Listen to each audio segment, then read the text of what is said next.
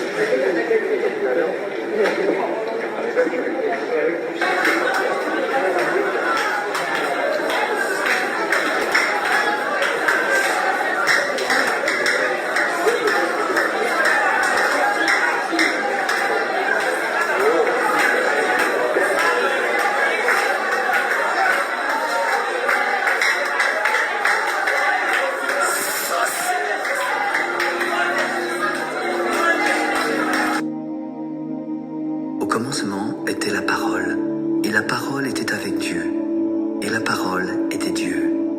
Elle était au commencement avec Dieu. Toutes choses ont été faites par elle, et rien de ce qui a été fait n'a été fait sans elle. En elle était la vie, et la vie était la lumière des hommes. La lumière luit dans les ténèbres, et les ténèbres ne l'ont point reçue. Il y eut un homme envoyé de Dieu. Son nom était Jean. Il vint pour servir de témoin et pour rendre témoignage à la lumière, afin que tous crussent par lui. Il n'était pas la lumière, mais il parut pour rendre témoignage à la lumière. Cette lumière était la véritable lumière qui, en venant dans le monde, éclaire tout homme. Elle était dans le monde. Le monde a été fait par elle, et le monde ne l'a point connue. Elle est venue chez les siens, et les siens ne l'ont point reçue. Mais à tous ceux qui l'ont reçue, et à ceux qui croient en son nom, elle a donné le pouvoir de devenir enfants de Dieu, lesquels sont nés non du sang, ni de la volonté de la chair, ni de la volonté de l'homme, mais de Dieu. La parole a été faite chair, et elle a habité parmi nous pleine de grâce et de vérité. Nous avons contemplé sa gloire, une gloire comme la gloire du Fils unique venu du Père. Et Jean lui a rendu témoignage. C'est celui dont j'ai dit, celui qui vient après moi m'a précédé, car il était avant moi. Nous avons tous reçu de sa plénitude et grâce pour grâce. La loi a été donnée par Moïse, mais la grâce et la vérité sont venues par Jésus-Christ. Personne n'a jamais vu Dieu. Le Fils unique qui est dans le sein du Père est celui... Bonjour à tous bien-aimés dans le Seigneur. Je vous salue aujourd'hui dans le nom précieux, glorieux de notre Seigneur, Jésus-Christ de Nazareth.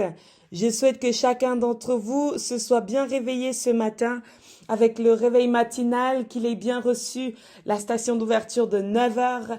Et nous sommes maintenant au pain quotidien où nous allons pouvoir partager ensemble le message d'aujourd'hui, le pain quotidien d'aujourd'hui.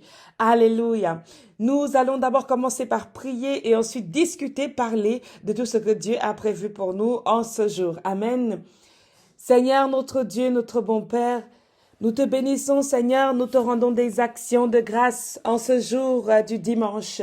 Nous te disons infiniment merci de nous avoir permis d'atteindre ce jour, de nous avoir permis d'y arriver, de nous avoir fortifiés, de nous avoir accompagnés tout au long de cette semaine jusqu'à ce jour. Gloire et honneur te soient rendus, Père éternel, au plus haut des cieux. Magnificence tu es, glorieux tu es, beauté et bonté tu es, bienveillance tu es, Seigneur Dieu Tout-Puissant. Merci pour cette journée, merci pour ton souffle de vie, merci pour ta présence. Merci pour ce merveilleux réveil matinal que nous avons eu dans l'ouverture de 9 heures. Merci Seigneur pour chacune des stations. Tu es béni éternel Dieu lorsque tu nous rassembles encore dans le ministère de la clinique spirituelle. Aujourd'hui, nous et nos frères et sœurs de part et d'autre dans le monde, rassemblés pour écouter, recevoir, comprendre et pratiquer ta parole. Dans le nom de notre Seigneur Jésus-Christ, nous t'invitons à prendre possession de nous, à prendre possession de nous, à nous mettre dans une disposition parfaite et convenable pour recevoir tes consignes d'aujourd'hui, pour recevoir tes instructions d'aujourd'hui, éternel, notre Dieu, notre bon Père.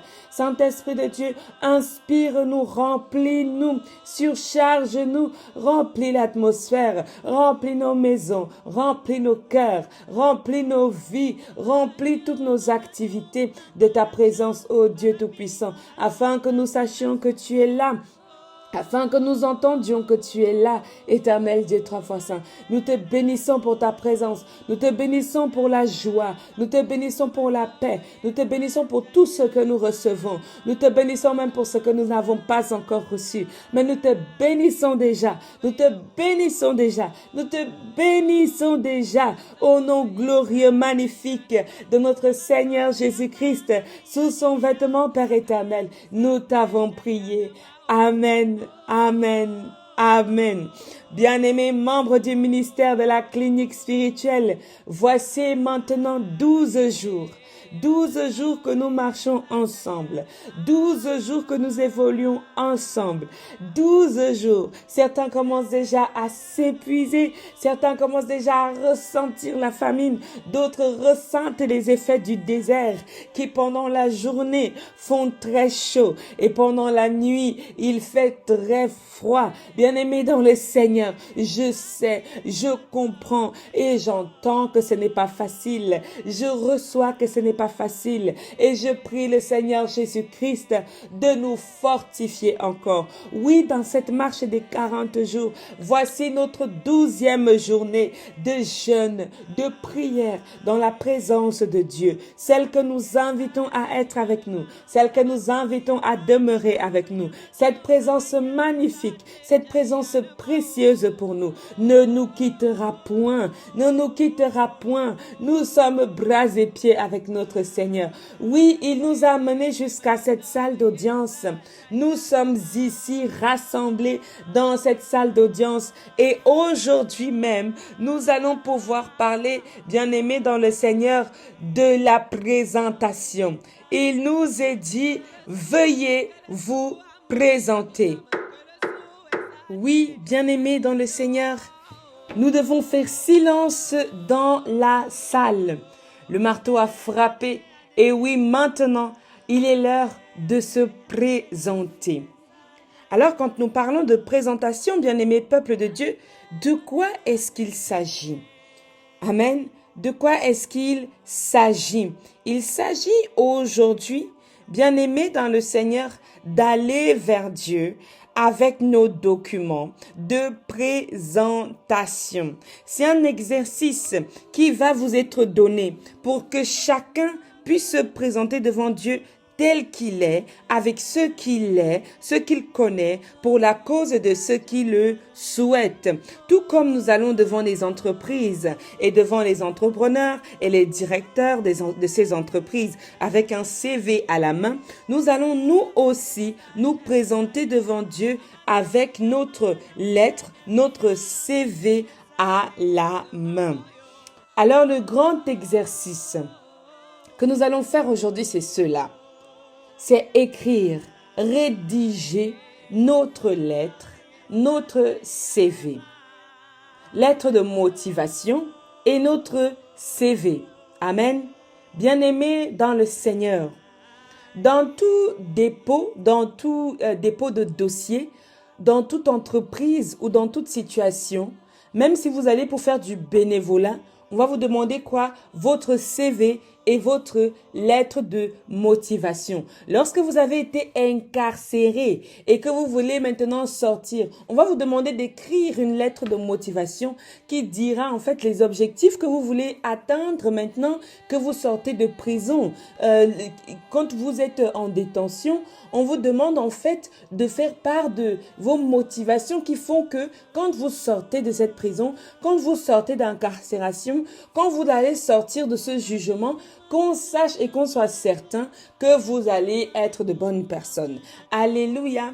Alors nous allons commencer aujourd'hui par rédiger nos CV, ensuite par rédiger nos lettres de motivation. Alors vous me direz, mais qu'est-ce que c'est que ce sens?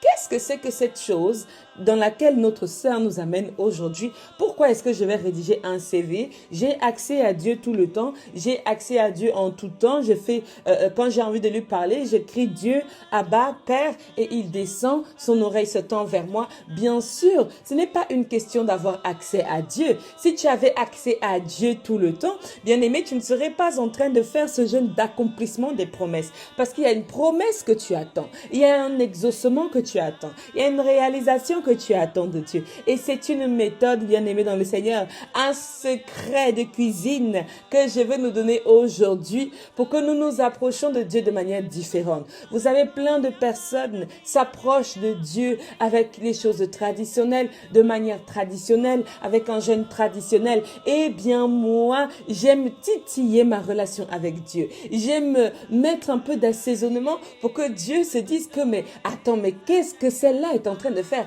Cela n'a jamais été fait. Ou qu'est-ce que mon fils est en train de faire? Il n'a jamais eu cela dans sa famille. Amen. Dit quelqu'un avec moi. Il n'y a jamais eu cela dans sa famille. Vous savez, bien aimé dans le Seigneur, dans la Bible, quand un roi a été bon, quand une personne a veillé sur le peuple et a suivi les lois de Dieu, le roi Josias, par exemple, on dit de lui qu'il a été un bon roi et il n'y eut aucun autre comme lui. Même quand on parle du roi Salomon, on dit Salomon a été un bon roi et il n'y a eu aucun autre comparable qui a été comme lui. Alors, bien-aimés dans le Seigneur, nous voici en train de vouloir commencer à rédiger notre lettre de motivation, 2, notre CV. Ce sont des documents que nous allons présenter à Dieu aujourd'hui même. Des documents personnels qui vous engagent, qui vous regardent. Vous n'êtes pas obligés, mais c'est une suggestion pour que notre temps de jeûne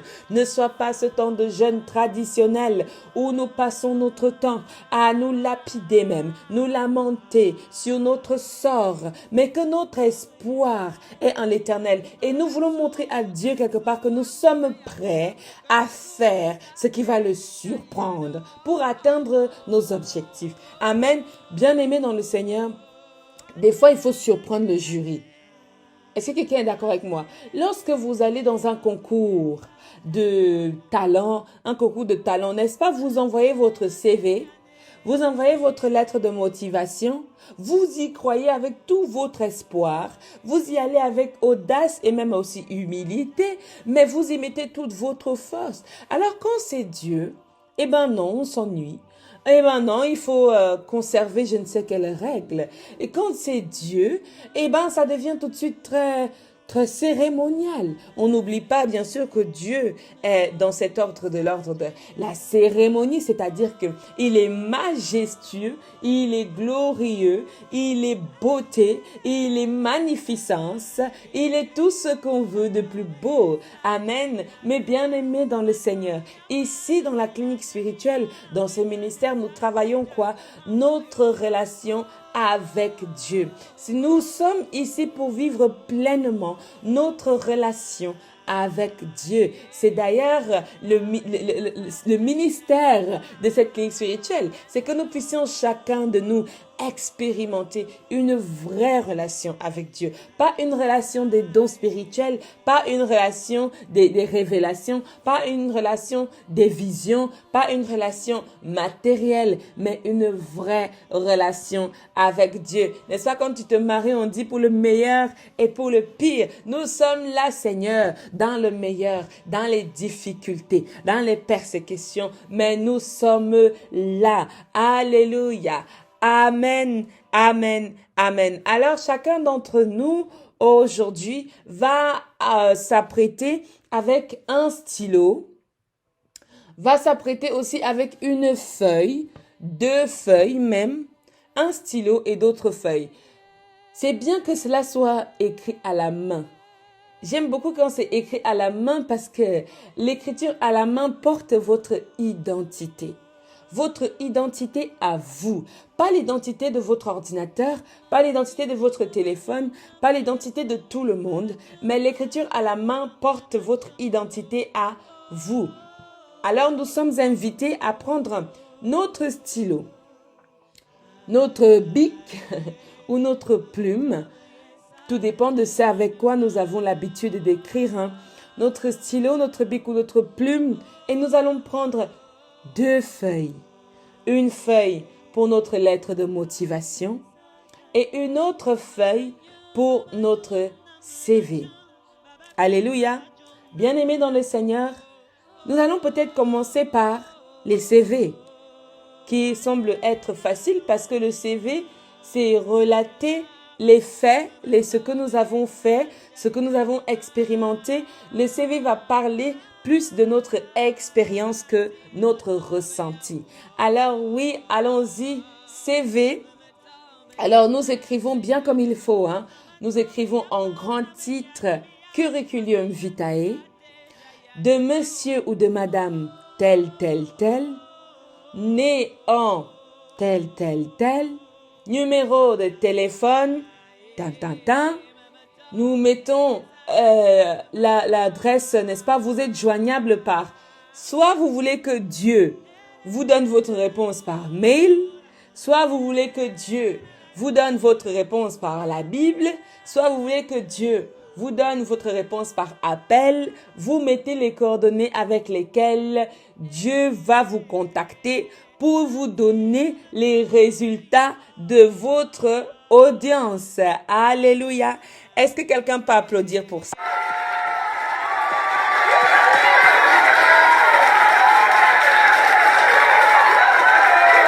Alléluia.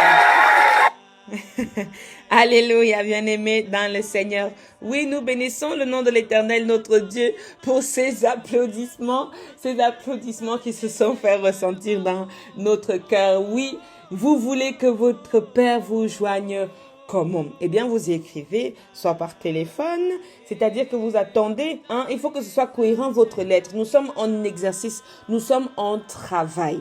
Alléluia. Votre lettre doit être cohérente.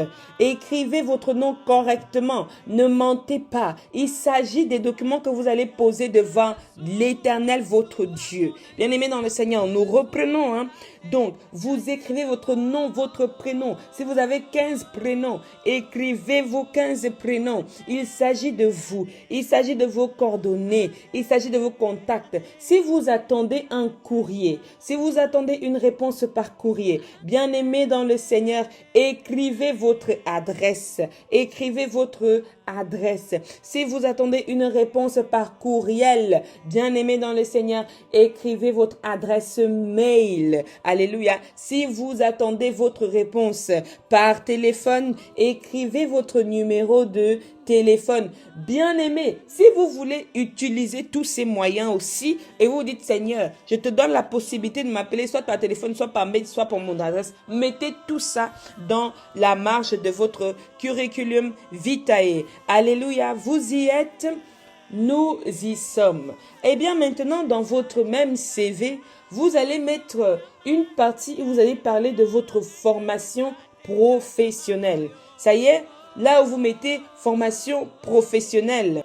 Et maintenant, vous allez parler de votre expérience professionnelle. Par exemple, vous dire que, ok, mon expérience professionnelle, rappelez-vous que dans les CV, on part de la date la plus récente jusqu'à la date la plus ancienne dont on se souvient. Hein? Donc, dans votre CV, vous allez dire, par exemple, 2022-2023, j'ai fait telle chose. 21-22, pardon, j'ai fait telle autre chose, 2020-21, etc., etc. Donc, prenez le temps de faire cet exercice aujourd'hui. Nous avons le temps, nous avons un temps précieux que nous devons savoir consacrer à Dieu. Donc, nous parlons de la formation professionnelle. Ensuite, nous allons parler des différentes langues. Voici les langues que je sais parler. Voici les langues que je peux parler, c'est les langues que j'ai appris à parler, etc., etc.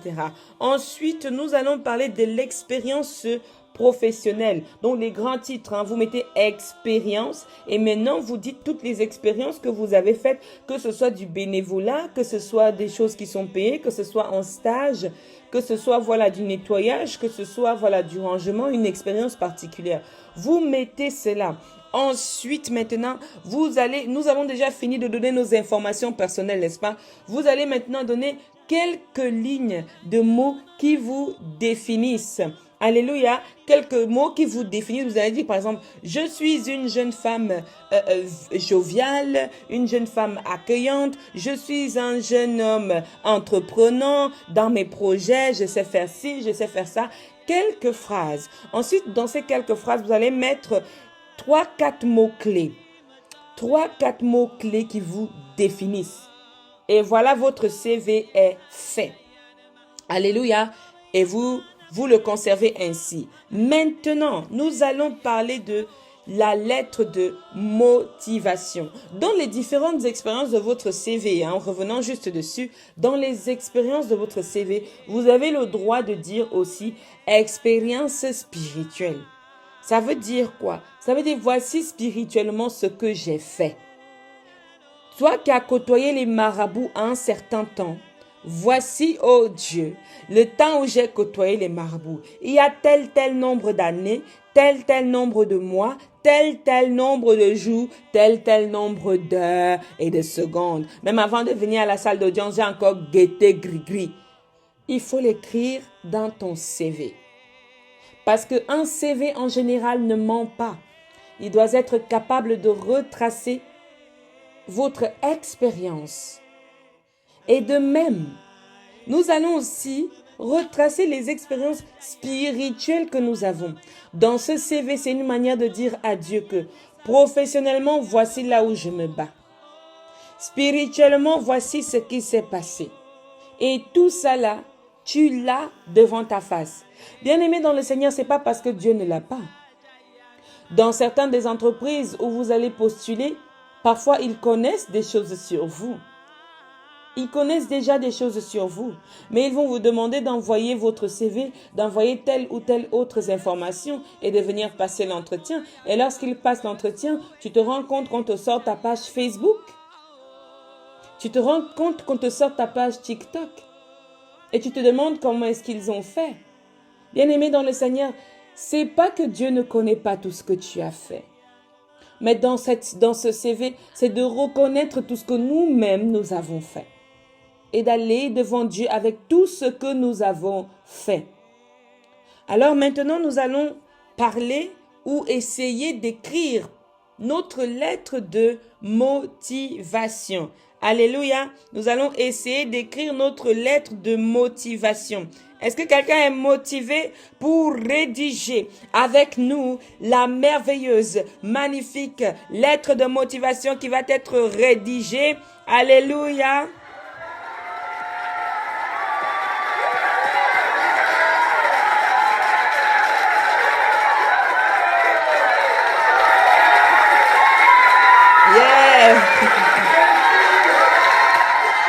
Il y a des gens motivés, il y a des gens motivés.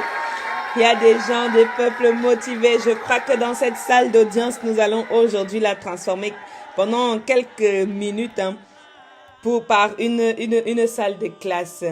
Alléluia. Nous allons parler maintenant de notre lettre de motivation. Quand nous parlons de lettre de motivation, il s'agit d'une lettre qui va maintenant nous aider à peaufiner notre dossier, à peaufiner nos attentes, à peaufiner ce que nous voulons dire à l'entreprise, ce que nous voulons dire aujourd'hui à Dieu. N'hésitons pas à prendre notre temps pour une bonne rédaction. Donc nous allons commencer dans notre lettre de motivation. En haut à gauche, nous conservons aussi la marge, ce petit haut à gauche, la marge pour les informations personnelles. Donc, nous écrivons nom et différents prénoms. Ensuite, nous écrivons notre adresse de résidence. Nous écrivons notre numéro de téléphone, notre moyen de contact, c'est-à-dire par mail, etc. Nous écrivons ensuite en bas de toutes ces informations et nous nous alignons cette fois-ci tout à droite. Et dans cette droite, nous écrivons à l'Éternel Dieu Tout-Puissant. À l'Éternel Dieu Tout-Puissant. D'autres écriront à mon Père. D'autres écriront Abba, à Dieu, à l'amour de ma vie. Écrivez que Dieu sache que c'est de lui que vous parlez. D'accord? Ensuite, une fois que vous avez écrit qui est-ce que ça concerne, vous redescendez encore d'une ligne, un espace encore d'une ligne. Ensuite, vous mettez objet ou alors concerne. Donc, tu mets concerne. Ça concerne quoi? Tu mets maintenant ce que ça concerne. Lettre de motivation pour demande d'aide, demande de soutien, demande d'exaucement, demande toutes sortes de demandes que tu as. Demande de papier, déposer le temps, demande de naturalisation du dossier déposé de temps, demande de ma relation avec toi, demande du don de l'Esprit Saint, demande de telle chose en faveur de telle chose. Demande pour un regroupement. Lettre de motivation pour l'exaucement d'un regroupement familial, virgule. Tu mets tout ce que ta lettre concerne. Ça concerne plusieurs choses. Maladie d'un enfant. Tu mets 2 lettres de motivation pour demande d'exaucement pour la maladie de ma fille. Alléluia. Bien-aimé, je vais t'inviter déjà dès maintenant pendant que j'y pense. Garde cette lettre de motivation car nous allons en avoir besoin pour la clôture de fin de jeûne qui a lieu au mois de décembre. Clôture de fin de jeûne qui a lieu au mois de décembre, qui a lieu du 8, 9, 10 décembre. Si quelqu'un veut des informations complémentaires pour ce rassemblement, écrivez-nous par notre boîte mail ou par notre ligne de contact, soit par message, soit par WhatsApp. Alléluia. Amen. Alors, nous avons écrit notre demande. Nous sautons encore une ligne et nous écrivons « Cher Père, cher Fils, cher Saint-Esprit, cher Conseil. » Alléluia. C'est une lettre qui est adressée à Dieu. Et quand nous sommes dans cette salle d'audience, il n'y a pas que Dieu lui seul, n'est-ce pas? Il y a aussi tous ses conseillers. Donc voilà, nous allons citer maintenant tous ses conseillers. Cher Dieu, cher Jésus, cher Saint-Esprit, chers anges, chers archanges, chers patriarches, cher Moïse, cher Abraham, cher tout ça. Tu mets tout ce dont tu te rappelles, tu mets. Alléluia. Et maintenant, tu commences à blablater. Tu commences à dire à Dieu ton intérêt vis-à-vis de la chose qui t'a amené dans cette salle d'audience. Prends la peine d'écrire parce que la semaine prochaine, nous n'allons plus écrire. La semaine prochaine, ça va être l'entrée de Dieu. Bien-aimés dans le Seigneur, la semaine prochaine, nous nous sommes présentés pendant ces 12 jours. Nous nous sommes préparés pendant ces 12 jours. Nous avons reçu la convocation, la sainte convocation et nous nous sommes préparés. Nous voici maintenant dans cette salle d'audience et oui, bien-aimés dans le Seigneur, nous attendons maintenant l'entrée du juge. Chez les hommes, nous allons trouver le juge, nous allons trouver toute l'assemblée. Oui, nous sommes tous entrés ensemble dans l'assemblée, mais nous attendons les conseillers, nous attendons les boss, nous attendons les véritables, nous attendons l'incomparable, nous attendons le majestueux, n'est-ce pas, tout puissant, qui le fasse son entrée. Et pendant ce temps d'attente, nous sommes intelligents. Nous allons donc écrire notre lettre de motivation, notre lettre à Dieu. Bien-aimé, c'est un exercice sérieux. Quand tu finis d'écrire cette lettre à Dieu, je vais te dire ce que tu vas faire. Quand tu finis d'écrire cette lettre à Dieu, bien-aimé dans le Seigneur, ne la déchire pas, ne la gâte pas, conserve-la précieusement, car cette lettre-ci va être le témoignage de ce que Dieu a exaucé, de ce que Dieu a exaucé, de ce que Dieu a exaucé, ce que tu lui as demandé là, ce que tu veux du plus profond de ton cœur.